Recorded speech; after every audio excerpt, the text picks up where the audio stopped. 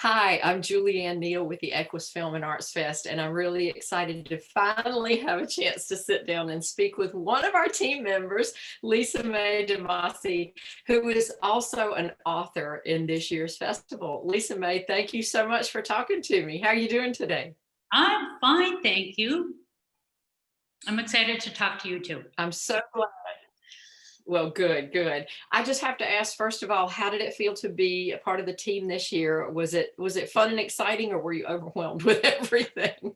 I'm not too overwhelmed. I kept pretty organized and I just really enjoyed and savored every interview I did with the artists. Just everyone was so different. Everyone's personality was very different.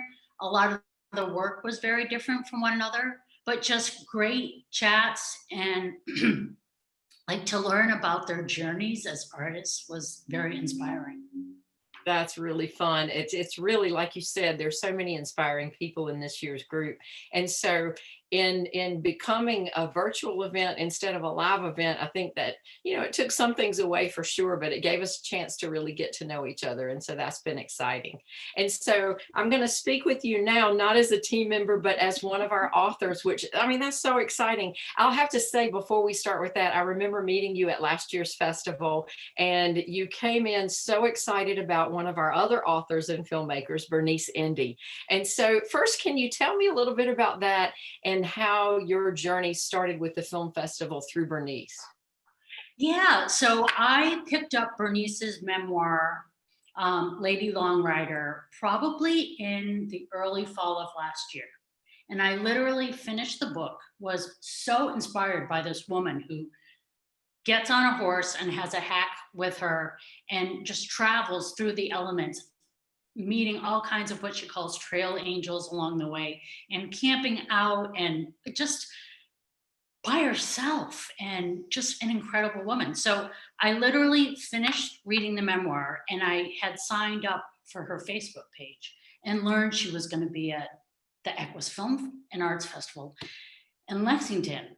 And I'm like, I'm getting there. I'm going. It was like the festival was like a week away. And I'm like, I'm going, I'm getting there. And I remember I got to the horse park and I had already been there once. Once you go to Lexington, you have to go back like 3 times a year. Well, at least for me anyway. And I bumped into Lisa Dearson. I'm like, Lisa, I didn't even say hi, how are you? I'm like, where's Bernice? I think I saw you at that point because you were so excited. I mean, your eyes were like you're like a little kid at Christmas time, and so that was my first impression of you, and I was just floored by your enthusiasm. Yes. So that was really exciting. And then Bernice had a panel discussion, and I was moderating the panel, and you asked the best questions because I could tell you had read the book, you were into Bernice, and your questions helped to drive that whole panel along. So that was exciting to see also. So had you now you are in the festival with your article. And tell me about that process of writing. And were you already an author? I know you wrote an article after the film festival, but then this one is a different one. So tell me a little bit about that. Yeah. So, well, first of all, it's very funny because Bernice last year had to catch a plane, and she asked me if I would receive her award on her behalf, which was just like mind blowing. And this morning it occurred to me, oh my God, who would have ever dreamed that I would be winning my own Winnie Award for for something that I wrote a year later? So just a really cool, like the whole thing has just been amazing. Um, so I am by trade an essay writer, and I'm also a memoirist. So I'm working on 2 memoirs right now with my editor, who I'm hoping to pitch early 2021 to literary agents. Oh, So great. yeah. So hopefully, this will keep up. Yes, yes. Well, then, and you wrote the article, "Who Says You Can't Get Married in a Barn?" Yeah. So how did that whole article take place? That sounds pretty exciting to me. I know there's a story behind it. Yes. So when I was at the festival last year, I met all the folks from Horse Network, from Mhm. Wrigley Media. Uh-huh. And And they're like, and I told them my interest in horses and Bernice, and they're like, why don't you write some articles for us? So I started writing articles for Horse Network. And so my husband and I, tomorrow marks the anniversary that we got engaged. And we planned to get married in January. And this wasn't our first rodeo.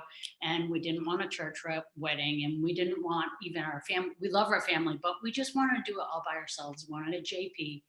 And I was on my lesson pony one day, and I turned to my teacher and I said, can we get married at the barn? And she's like, let me look into that. So we got married at the barn, and of course, you plan for a wedding to be exact. And there's a quote from, I can't, now I'm spacing his name, who says like working with animals on TV is like the worst thing to do. And, we figured the grass was frozen. So we had the ceremony on the grass, and we thought the horses are never going to go for eating the grass. Well, they were eating the grass. They were eating the grass the entire time. So like, our arms are going up and down. Oh my gosh. And I'm trying to keep the horses' heads pointed towards the camera. So we had to keep turning them. And it was just, you just had to laugh. It was just like such a funny thing. And my teacher ended up like reading some of our, she read our reading, which was wonderful. And it was all about horses. Everything was all about horses. And we had this JP. She was probably like 5 feet tall, never been around horses. And she just kept the mouths going, moving around. And it was just it just couldn't be any better. It was just fun and casual and great. And the real kicker. Well, that sounds like a wonderful day. Yes. And the real kicker is at the very end, when we want to take some pictures, we're like, why don't we move them to the dressage ring? Because there's no grass there. And then they were perfectly still. So like, oh, wow. Right? It's hindsight, Oh, well. But wow, what a great story for your article. Yes. And so you're continuing to write for Horse Network? Yes. Every once in a while I send them something. Yeah. That's great. That is great. Well, what a great way to leap into it. And I can't wait to hear about the memoir for next year. So have you gotten pretty far with that? How far are you in the writing process? 10 years in. So a long time. And I started off with a really, really great writing coach. And then she decided to pursue other things. And I just now found another great editor to work with. So there's just been this huge expanse of time in the middle where I was writing and working on it, but without a good collaborative partner, as if in business, anything that you do, without a good collaborative partner, it's just not the same. It's not the same. Right. Well, I have to ask, what has been the most rewarding part of this whole project for you? The memoir or like writing my little essay? Both. So I love writing essays because they have a beginning and they have an end, like within 1,000 words. The memoirs, a typical memoir is like 80,000 words. So they both have their positives and their not negatives, but their challenges. So they're just different. Yeah. But all of it's good. All of it's rewarding. Will it be far enough along next year to submit for the festival, or at least a draft of it? Well, the thing is it has horses. The two memoirs do have horses in them, but I don't think it's horsey enough to be entered in the festival. Gotcha. Well, we will still look very forward to reading it. I know, maybe chapters. Yeah. Oh, well, that's exciting. So Lisa May, if people wanted to know more about you and find you online, what would be the best way to contact you and to read some of these articles? Besides, I know Horse Network, but do you have an online presence as well? I do. My website is nurtureismynature.com, and I'm on Facebook and Twitter and LinkedIn. Great.